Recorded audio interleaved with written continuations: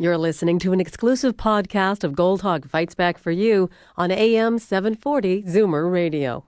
Goldhawk Fights Back for You airs Monday to Friday, 11 to 1 on AM 740 Zoomer Radio. 12:19 here on Goldhawk Fights Back for You on Zoomer Radio. You met him a few days ago, and I said to him, George, you got to come back. George Marcello, I'm talking about, the CEO of Step by Step, a charity that's very, very involved with organ donations in Canada and in Ontario and in Toronto, where, in fact, organ donations are very, very low. And, George, that has been your raison d'etre, has it not, for many, many years, to get those donations up so we can save literally thousands of lives that could be saved.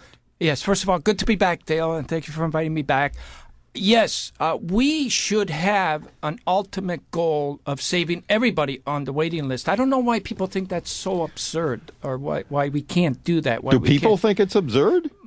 Well, some people. Or think it's impossible? Is that what you mean? Some people say it's out of the question. Some people say you can't go there, and so I beg to differ on that. I don't understand why. I mean, it just seems so so commonsensical that if you could donate after death, if you could see that your organs were donated, or even before death, live donations, why would not everyone strive to get as many of those donations in as possible? Because I think most of them base it on our last 20-year history, which is very poor. And so when you have a So they're saying it's not going to get any better than because of our poor history. But it takes some bold action to get there. We can't do it with what we have right now. All right. Well, let me talk about. I wanted you to come back, George Marcello, so that you could talk about what you're calling your Lifesavers Act. And this is a way that you formulated over 20 years of dealing with these issues. You're an organ transplant donor yourself. Recipient, yes. Yeah, a recipient. Not a donor, a recipient, of course. Yeah, right. And you're in fine health today? I walked across Canada. That's right. Do you know what that means? It means you're in fine health. That's what it means. I had to show them that these things work. When I walked, Dale, that was back in the 90s when they still thought organ donation was voodoo medicine. And you know... the fact that it didn't work that often, they weren't sure about the anti-rejection drugs. You were tied up to machines. You were some kind of Frankensteinish kind of creature. You look pretty normal to me. I don't know, thank you. Pretty normal. But I want to talk about this act, because this is what you're calling it, because it's detailed and we have to understand it. So try to nutshell it for us. Get us started on what you're trying to do with what you call the Lifesavers Act. Okay, thank you. First of all, it involves three parts. The Lifesavers Program, which directly focuses on the stranger live donor, which could be a kidney, liver, or lung donor. Okay. The other two parts focus on cadaveric organs to increase our rate of cadaveric organs. And those two policies are the Torch of Life Alert, which is similar to the Amber Alert, and community challenges, where I feel that we can have every community right across Canada involved in their part in raising awareness for organ donations and donations themselves, and have a healthy challenge going on, like which community is doing the best, and try and outdo each other. Okay, but part of the way I read this, and I've studied, it's very detailed here, and I've studied it, so let me pick out a few things so people can understand it. You would become, under this plan that would require some legislation, federally, perhaps provincially, you would want people to become lifesavers. That's correct. I believe. And a lifesaver would do precisely what? A lifesaver, the main task of the main role of the lifesaver would be in donating one of their kidneys, or a piece of their liver, or a part of their lung. A piece of lung. A piece of lung. Yeah. So that would be the main task, or the main role of the lifesaver. But the lifesavers role would go on afterwards as becoming an advocate or, to continue on bringing education and awareness to communities. And what better person than somebody who's gone through this to talk to our schools, to talk to our communities, to talk to our media. I can't think of a better person than that person to educate our people. We know for a fact that cadaveric donations are not that high. Is it fair to say that live donations are even less? Yes, but let me be clear about live donations. Yeah. Because there's the family live donations where, somebody in the family finds out that they need a liver or a kidney. Almost automatically the family tries to test to see if the family's a match. If the family's a match. Yeah. Now, when that doesn't happen, there's two options. If the family member that's trying to match is not of the same blood type, they can pair up with their loved one and be part of what's called paired exchange. In this paired exchange, there's other families finding themselves in similar situations. So if the blood types match, there's a crisscross, where if one of the family members had A plus and their loved one needed O plus, and another family member, their loved one needed A plus and their family member was O plus, they can actually crisscross and they could pool resources, as it were. Really. So that's one way. Well, some of that's being done now, isn't it? Some of that's being done now, but not enough. Now we don't need really too much more to encourage that, because pretty much the hospital lets the family know that the family can do that. All right. But where we need the biggest focus, the most attention, and a lot of attention is in the indirect, or what some people call the stranger or anonymous donor. So you're doing it for altruistic purposes. That's exactly it. Although you've thrown a twist in here a bit, you're saying that when a lifesaver, as you call them, would volunteer for this program, that under a federal program, for example, it could be that, under a federal program, they would be paid for their services, right? Now, using the word paid, let's just be careful about that, because... Well, you wrote it, that's why I'm saying it. I did, but I went on to explain. It's not for the organ, it's for the service. The person, the lifesaver, is not selling their organ. They're providing a service to their country or their community, just as similar as our policemen, our firefighters, our soldiers, anybody that is doing a task in our country that puts their life at risk. Mm-hmm. They're all lifesavers. All these people, all these groups, they're all lifesavers, and they're every day they're putting their life, they're at risk for us, but they are getting paid, which they should be, for their services. Well, because they are performing quite an important life-saving public service. Exactly. So we don't say the fireman that runs into the fire to save somebody that he's just doing it for his paycheck. Oh, I think he's inspired a little, and she is inspired a little beyond their paychecks. And what do kids usually say when they're growing up? Most of them say that they want to become a firefighter. So why can't this become an added natural order of things in our society? Now, years ago, you presented some of these ideas to to Mike Harris, Premier Mike Harris, and to was it the health minister, Alan Rock? Alan Rock. Okay. And how did that go? Well, at that time, I didn't present the indirect donor because at that time I was pretty convinced that we could have addressed our shortage through cadaveric. But this was your whole lifesaver idea. Yeah. The lifesaver idea came really in 2008 when I met who I call the perfect example of a lifesaver, Mr. Claremont Humphrey. Who donated a piece of his liver to a baby girl that he was not related to. Yeah. And he actually, because I followed Claremont before the surgery, after the surgery, and after that. And he actually was my inspiration to say, we can get another 100 of these people to do the same thing. There's probably over 1,000 people across Canada that would do the same thing. Now, Mr. Humphrey, of course, did not. There was no program for him to get involved with, and I think it's important for a program to be available. There has to be some kind of framework here to make this work a little better. Yeah, remember what you said, we got to go after them? No, we got to make something available so that they can come to us, sort of thing. Instead of going to look for live donors or to, make something available that they can respond to. Well, that involves a lot more talking about this as well, because that leads to public awareness. If, and in fact, we're not really doing a very good job just as ordinary people in terms of offering up our organs either before or after death. Yes. We need to talk about ways to make people feel that that's kind of part of what they do as Canadian citizens. Yes, and when we're at it, and this is really important, as a result of somebody becoming a stranger donor, it has what we call a daisy chain effect.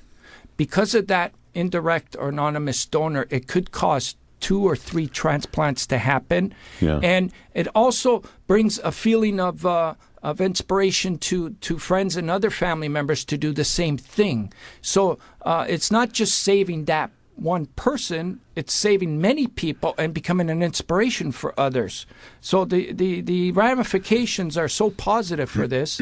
and then we can talk about how much would this cost. Okay, if you have a thought or a comment or a question for George Marcello, give us a call right now, 416-360-0740 or 866-740-4740. You're listening to an exclusive podcast of Goldhawk Fights Back for You on AM 740 Zoomer Radio. Goldhawk Fights Back for You airs Monday to Friday, 11 to 1 on AM 740 Zoomer Radio.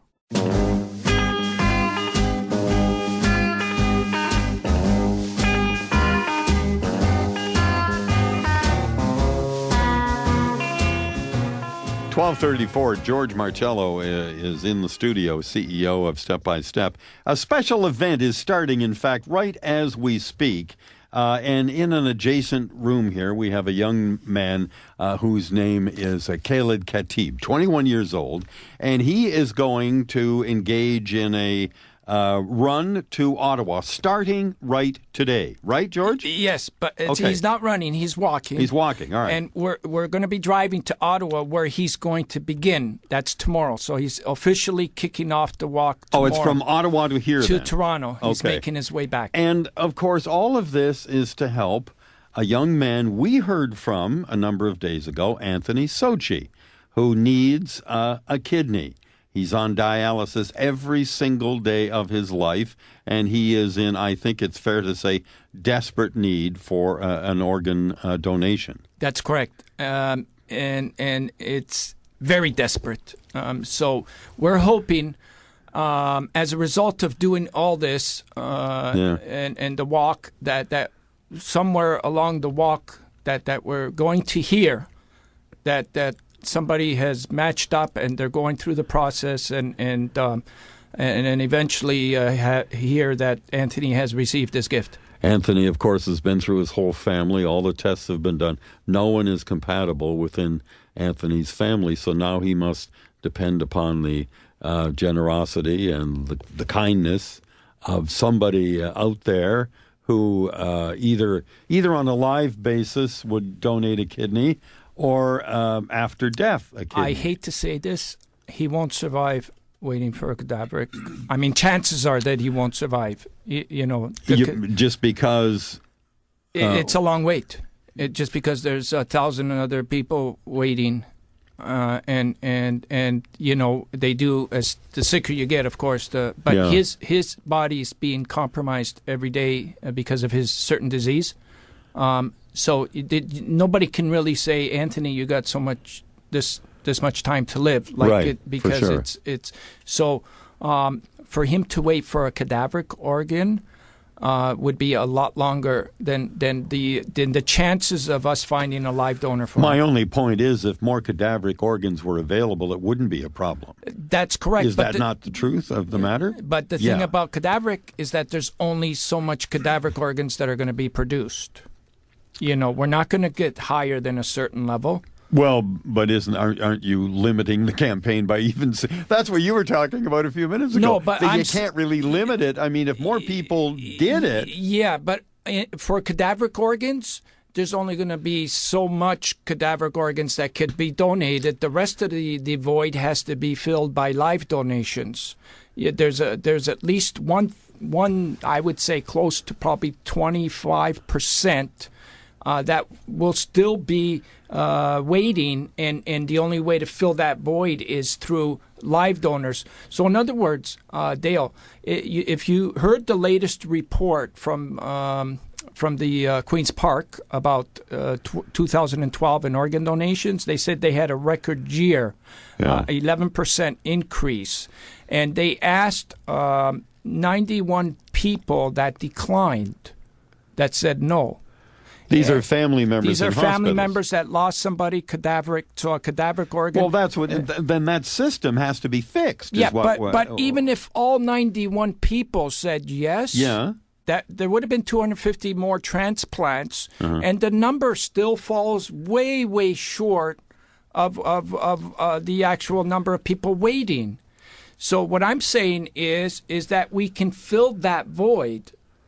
You know, where the cadaveric organs end, we can fill that 25% void by live donations, but specifically we have to focus on the live donor.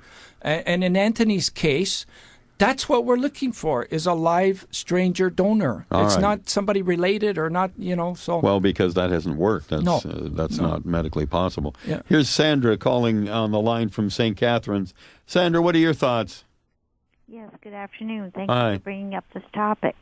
I was just wondering, I have a friend that's looking for a lung transplant, and is it possible as a live donor that I can give a lung? I've heard pros and cons or nays about not being able to. Is this? Well, you can give us some general thoughts on that, can't you, George? Yeah, of course I can, Sandra. Yeah. Edmonton is the only hospital performing this. It takes two people to donate a piece of their lobe, and so it takes two people to do it. Two donors to help one person. Yeah. And the person that receives these two lobes will have a full functioning lung, I think, after about a year and a half. So it's a bit of a slower process, but it works. So. And what of the donors? They're okay? Oh, yeah. I mean, the donors, they do quite well. Yeah. What happens is it's almost like the same way that a liver grows back, but it doesn't grow back, but the lungs fill the rest of the space. So there's no problem to the donor no problem whatsoever. To the donors at all. So it can be done. It can be done, Sandra. Right. So if you could find somebody else, but you have to do it in Edmonton. You have to go all the way. Well, it's not all the way if it's somebody's life. Yes, which is definitely true. Well, I sure appreciate. And what's the procedure of going about finding out the details? I would contact. My best guess is to contact the live donor hospital, maybe a Toronto hospital, because they ask for more information about donating your lung. They're all connected. They would know. Yeah, and then they'll give you a phone number for Edmonton, or you can look in our website. We have all the hospitals listed on our website, torchoflife.com, and you can see the Edmonton Hospital there. Thanks, Sandra, very much. Good luck. Appreciate that. All right. Have a good day then. Okay, bye-bye. Here is Ken on the line from Scarborough. Ken, what are your thoughts about all of this? Good afternoon. Hi. I have a question regarding age. Is there any age limit on, like, say somebody's in their late 80s or 90? Would they still have organs that would be still usable after they die? George, what about that? Of course. And we've had stories about, I think it was a 108-year-old grandmother that donated her liver and a kidney. 108 years old, Dale. Holy so there is no late age limit in this. Yeah. And say yes. Yeah. Register. Let the doctors determine that, right? Let them determine, because you probably got some good stuff in you. I sure hope so. You probably do, and let the doctors. If you hadn't registered yet, please register, beadonor.ca. Well, that's the first step, isn't it? Then you'll find out whether or not That's you're right. suitable and That's whether right. or not it can happen. And share it with your family as well, though. That's the other All right. important step. Do you think the hesitancy with live donorship is partly due to the fact that people are concerned about their own health after donating? Have you found that that's a concern? I think after we properly educate and bring awareness to this area to all Canadians, that's not a factor. Canada, especially in the Toronto area, can boast as having some of the best live donor procedures in the world.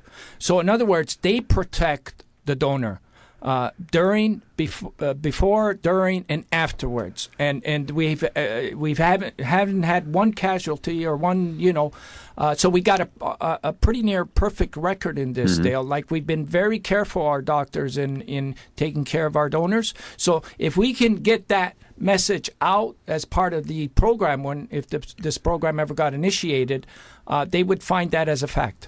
All right. Let's take one last call from Warren in Scarborough. Warren, do you have a question or a comment? Yes, I have a question.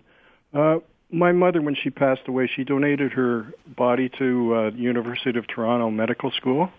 And I was wondering if, in a case like that, if maybe the eyes could be donated. I know that they'd be using all the other organs for study, but could the eyes have been donated? I guess only if you allowed them to be donated, and if they were available to be donated. And were you not approached by members of a transplant team? It was. This was in the 70s. Oh, good grief, yeah. Yeah. At that time, I highly doubt that, because it was still in the growing its infancy, stage. wasn't it? The growing in stage. fact, the transplant science wasn't Wasn't nearly as perfected and progressed as it is now. Yeah, right? Exactly. But thank you for thinking of that. Yeah. Okay, Yeah. thank you. Thanks very much, Warren. So, are you walking along? And I hate to ask, are you walking too, or are you going to walk and ride? Or I'm going to be near him. Because we're filming him live, by the way, Yeah. so people can tune in live to watch him. And how do they do that? Torchoflife.com. Torchoflife.com. We got a monitor. We're calling it Anthony TV. Okay. So anybody can watch us. We got a whole program listed out from start to finish, February 5th to the 22nd. And yeah. Well, good luck. Good luck for Anthony. Thank you. And good luck to Caleb and yourself for making this making us all much more aware of the situation. We encourage all your Zoomer audiences, listening and viewers, everybody, to please get involved with this, because there's so many lives that we can affect if we all get involved. George, thanks once again for dropping by. Thank you. All right, before you hit the road. Yes. Okay, bye for now. Thank you. George Marcello, he's the CEO of Step by Step, torchoflife.ca. That was it? Torchoflife.ca? Torchoflife.com.ca. We covered both ways. You covered it off both ways? Good man. Goldhawk Fights Back for You airs Monday to Friday, 11